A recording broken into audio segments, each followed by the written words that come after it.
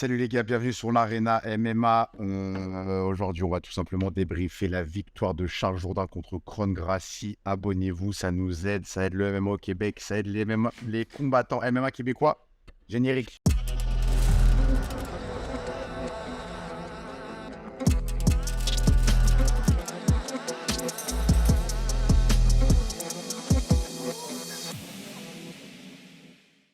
Mukendi, comment vas-tu?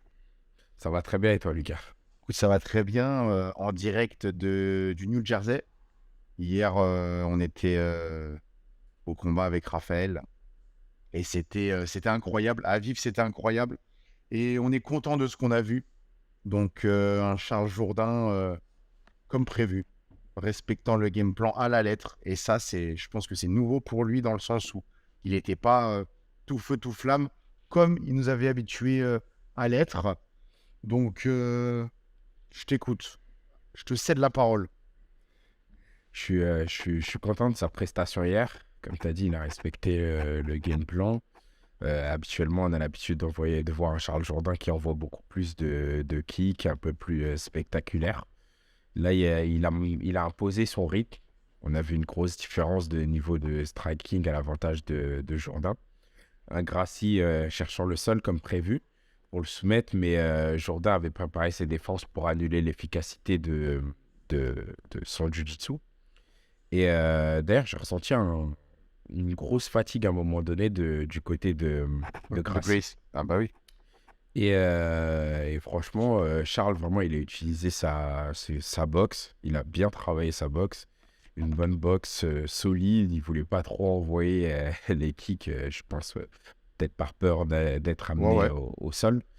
Et son plan a été respecté à la lettre. Il avait vraiment des bonnes défenses de jiu-jitsu aussi. Chapeau à lui. Si je me trompe pas, il y a 0 takedown de la part de Gracie. Il a seulement pull guard. Ouais. C'était son seul moyen d'amener Charles au Ouais. sol. Il a Pardonnez-moi fait si jamais je... deux ou trois fois, je sais plus. Ouais, deux, trois fois. Mais ouais, donc, j'ai pas revu le combat, je l'ai juste vu en live, donc c'est possible qu'il y a certaines choses qui m'échappaient. Mais quelle défense de lutte de Charles, à chaque fois, il lui poussait la tête, il le poussait violemment. On avait un Charles Ouais. violent. Et Ah comme tu as ouais. dit, une boxe rapide, précise. Et on l'a vu, il s'était énormément entraîné en boxe anglaise, énormément entraîné en jiu-jitsu. Au sol, des fois, j'avais peur, mais il était serré, il était compact, il a pris aucun risque, il a vraiment, Il laissait pas, vraiment il laissait bien pas d'espace combattu. pour les Et là, clés. Hein. aucun espace. Et il essayait, Gracie, c'est pas faute d'essayer. Donc franchement, Charles Jourdain, quelle performance. Je pense qu'il vient de rentrer dans une nouvelle dimension. Mais j'ai été un peu déçu de la prestation de Kron C'est sûr. Gracie. Parce que ça me rappelait vraiment l'époque où sa famille avait imposé le jiu-jitsu en venant sans forcément des bonnes bases en striking, toute cette partie-là. Ouais. Et ça m'a rappelé vraiment un combattant de l'époque. Après, peut-être c'est la différence de niveau entre lui et Charles. Enfin, je ne le connais pas vraiment, ce combattant. Donc, c'est peut-être cette différence de niveau qui a été marquante. Mais en tout cas, il m'a vraiment rappelé des prides à l'ancienne. Oui, et on voit qu'un jiu-jitsu brésilien sans lutte, c'est compliqué. Ouais. Parce que si Kron Gracie avait réussi à faire un takedown, à se retrouver en montée ou en side control, ça aurait été différent. Le jiu-jitsu aurait pu être mieux appliqué à ce moment-là. Mais un Ouais. jiu-jitsu brésilien au top comme le sien, sans lutte pour amener son adversaire au sol, ça vaut pas grand-chose dans le monde du MMA aujourd'hui, où les combattants sont tous all around. Ils sont tous Ouais, c'est plus en compliqué. français, je sais pas comment on dit en français all around, mais ils sont tous complets. Donc, un sujet qu'on a abordé, les limites du jiu-jitsu brésilien, les voilà. Et un Gracie, comme tu as dit aussi, qui était un peu fatigué, mais en même temps, il se prenait beaucoup de coups. Il s'est pris aussi des coups au corps. Et chapeau à Charles Jourdain. Quelle suite maintenant? Edson Barbosa, Franchement, je sais pas. J'ai il l'a pas pris le demandé, temps de...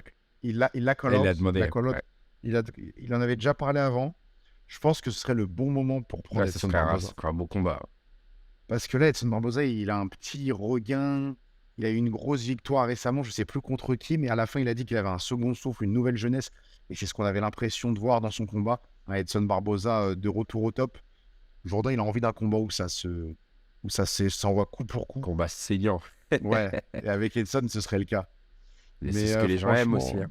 Ouais, absolument. Hier, d'ailleurs, les gens dans la foule, ils commençaient par applaudir Kron Gracie quand il est rentré. Il y avait clairement un penchant pour Kron Gracie.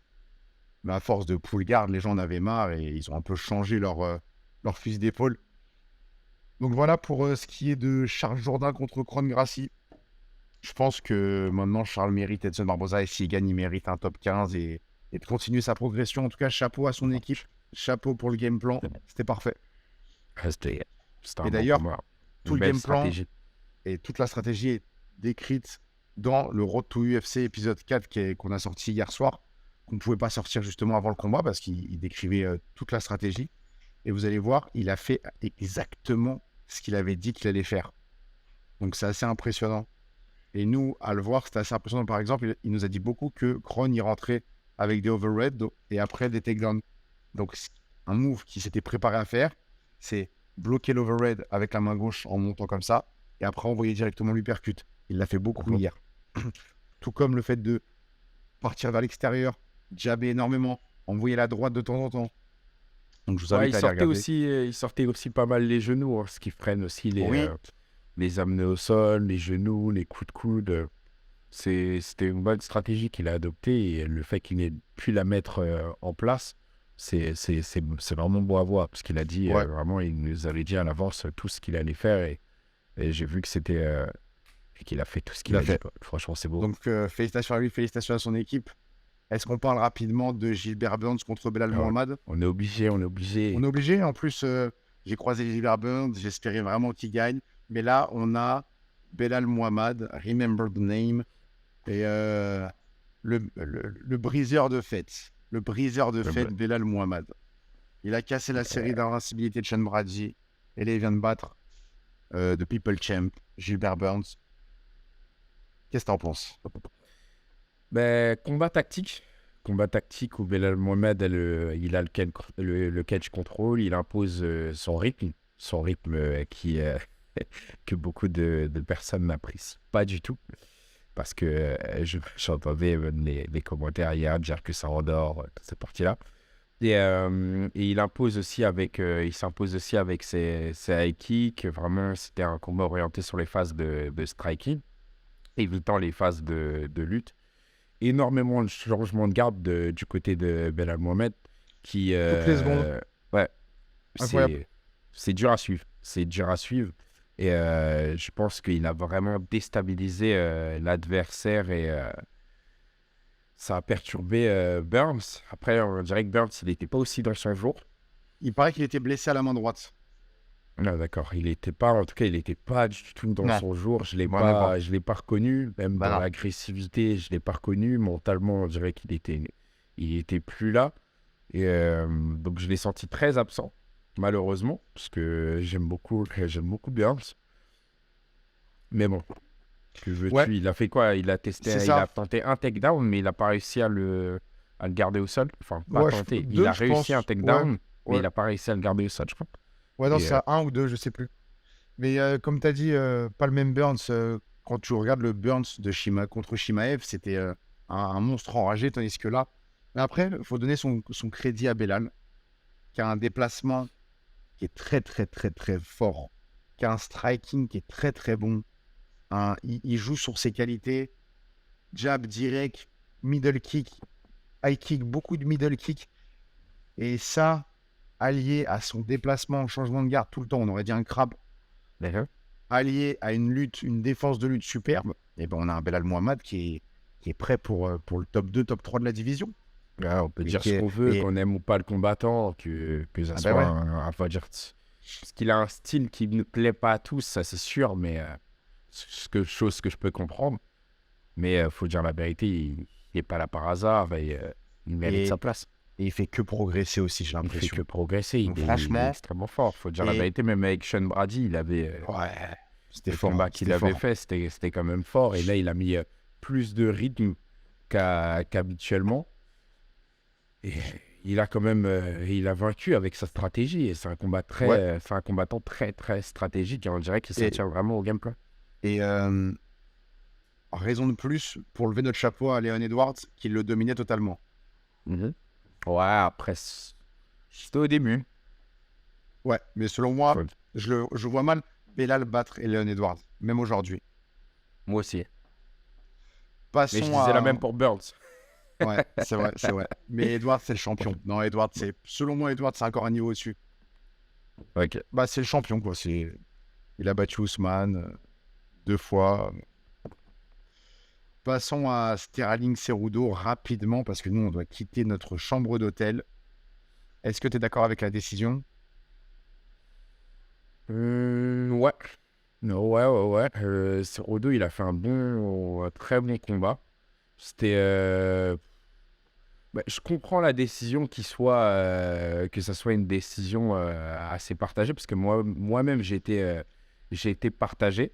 Exact. Et Sterling, écoute, il a tenté beaucoup de takedown dans ce combat. Et après, il a vu que l'expertise de Cerudo a parlé. Hein. Cerudo, il sait bien, il est une bonne lutte offensive comme défensive. Donc, il savait très bien bloquer ses takedowns. Et après, il a mis quand même, Sterling a mis quand même beaucoup de volume en striking. Et, après, c'est vrai que j'avais l'impression que le striking de Cerudo restait quand même plus dangereux. Ah ouais? Plus Ouais, j'avais dangereux? cette impression dans le Ouais, je sens où comprends. il Plus pouvait mettre des puissant. frappes plus Ouais, significatives. plus Ouais, puissant. c'est ça. Plus C'est ça. puissant, mais moins varié, mais plus Ouais. puissant. Je suis d'accord. Ouais. Je suis Mais ces d'accord. frappes-là, elles me faisaient peur. Même sa boxe, je sens qu'il peut, Ouais. que c'est quelqu'un qui peut. De toute façon, il l'a démontré Bon, il a déjà été dans des sa gens. carrière. Ouais, mais Mais, je sens que c'est quelqu'un qui peut connecter, quoi. Quand il frappe fort. et en parlant de striking, moi, à chaque fois, ça me frustre. Parce que Sterling, au premier round, il sort un striking, un volume de striking Ouais. qui est incroyable. Et après, il fatigue. Mais il reste là. Il reste bon lutteur. Et puis, il est très drôle, Sterling. À chaque fois, il rate son takedown, il se met à genoux, il bouge sa tête, il Ouais. essaye de choper les deux jambes. Il se fatigue, mais il allait chercher les phases de lutte quand même. Ouais. Il se fatigue, mais il reste là, en fait. Il est Ouais, fatigué, mais il continue. Il peut... il Ouais. reste présent. Après, c'est vrai que non, c'est Udo, moi, il me faisait peur au niveau du striking. J'avais l'impression Ouais. qu'il En était tout cas, très présent et qu'il peut être très précis dans son striking. Et c'est- bien sûr. c'était un Moi, j'ai hâte de le combat. revoir. Hmm. Hâte de le Franchement, c'était revoir, un. Cerudo. Ouais. Et quelle lutte Ouais, mais aussi. malheureusement, je sais pas s'il va continuer sa carrière. Ah ouais? Il a dit quelque chose que Ouais, j'ai raté? il a dit qu'il sait pas s'il va continuer sa carrière, qu'il va voir avec son équipe et avec sa femme, donc il pose pas les gants, mais À voir. c'est possible que ça soit la dernière fois qu'on le voit dans l'octogone. Parfait. Parce que il disait que si je suis pas le champion, ben, c'est que j'ai l'impression d'être le dernier, donc non. Ah ouais. Ouais, je vois. C'est vrai que Voilà. ça fait longtemps qu'il n'avait pas été champion. Est-ce qu'on termine rapidement sur Sean O'Malley contre Sterling?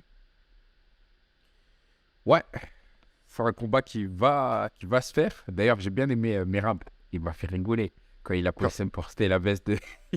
Il est drôle, il Ouais. est drôle. Mais selon moi, Sterling C'était devrait se battre contre Merab. Sean O'Malley. O'Malley devrait se battre contre Merab avant de se battre contre Sterling. Ça serait beau, mais ça ne sera pas le cas. Ce sera Shadow O'Malley contre Sterling. Et je pense que Sterling va le Oui. tuer. Shadow O'Malley, il m'avait déçu avec sa prestation contre Petr Yan. Pour moi, Ouais. Petr Yan, pour moi, avait gagné ce combat. Mais belle performance quand même de O'Malley contre Yann. On ne s'attendait pas à autant de résistance, mais je suis d'accord, il Mhm. avait perdu. Et ouais, selon moi, il perdrait contre Merab comme il perdrait contre Sterling. Mais il est capable de nous surprendre. Donc, on verra ça. Nous, on doit partir, on doit quitter la chambre d'hôtel. Donc, c'est terminé pour Mais- aujourd'hui. Merci à vous tous et n'oubliez pas d'aller suivre l'épisode 4 de Charles Jourdain. Road to UFC, ça vaut le coup. Et allez le féliciter parce que ça compte aussi. Les combattants, ils aiment ça se faire féliciter. Et Charles, il mérite les félicitations après sa grosse performance. Donc, Andy, merci. Merci à toi, Lucas. Et merci à tous. À bientôt. Salut, à bientôt.